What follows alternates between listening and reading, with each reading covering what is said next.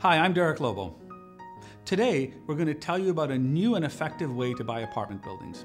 Historically, apartment buildings have been a great investment, but buying an apartment building can be a challenge because there's so few buildings for sale.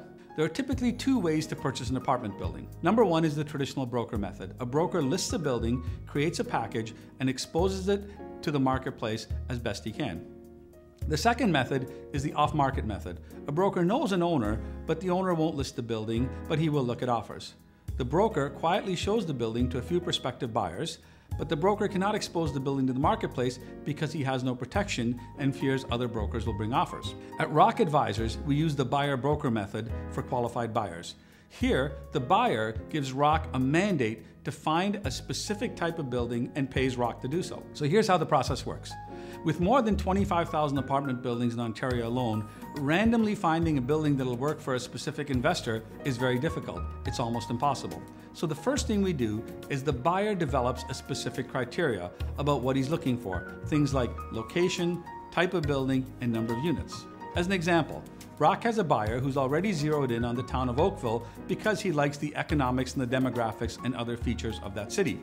And he wants to purchase an apartment building between 20 and 40 units. Great, the criteria is now set. At Rock Advisors, we have a unique up-to-date database that's searchable of all the apartment buildings in Ontario and most of Canada. So now we do a search. We go into our database and we search for all the apartment buildings between 20 and 40 units in Oakville. So we type in the province, we type in the city, and we do a search. The search yields 25 buildings that meet that criteria. But here's the problem, none of them are for sale. So then what we do is we plot the 25 buildings on a map for our client to see the location of the buildings. Then let's say our client has an interest in 21 of those buildings based on the location. Next, the Rock surveyor goes out and visits and photographs each of the 21 buildings, and he scores each building based on 9 characteristics. And the 9 characteristics are superintendent, curb appeal, lobby, common area, apartment appeal, location, security, parking, and amenities. The resulting rankings are relative, so in other words, a building with the best curb appeal receives a score of 21, and the building with the lowest curb appeal receives a score of 1. Then we do that for all 9 characteristics. Once all of the scores for each building in the ranking process are added up, the building with the highest score is generally the best building, and we've been using this methodology for many years. Here's where it gets interesting, when we show you the building ranking and the pricing graphically. The graph on the left-hand side is the building ranking from best building to worst building. The graph on the right-hand side is the price ranking for the same building for one-bedroom apartments. Now, in a perfect world, the graphs should be the same, shouldn't they? The best building should have the highest rent, and the worst building should have the lowest rent. But, as you can see, price doesn't always follow quality. The ultimate goal of the savvy investor should be to target the buildings whose rents seem lower than their quality. In our example, 6 of 21 buildings meet that criteria. So all things being equal, the investor should target purchasing one of these 6 buildings.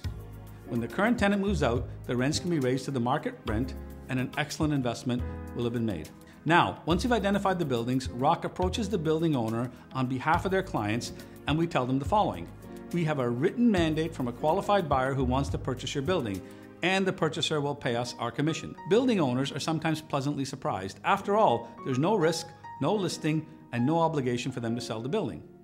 They sometimes give the broker their financial statements under the terms of a confidentiality agreement, and in this case, the building owner is in a very good position. It's a win-win situation. So here's a real-life example of how we were able to successfully conclude a transaction. We had a client who wanted to buy a newer quality building in Markham, Ontario, between 50 and 100 units. He had a very strict criteria. The building had to be on a main street or just off the main street. We searched our database, and only one building met this criteria. And then we used the same database to track down the owner of the building, and we contacted him.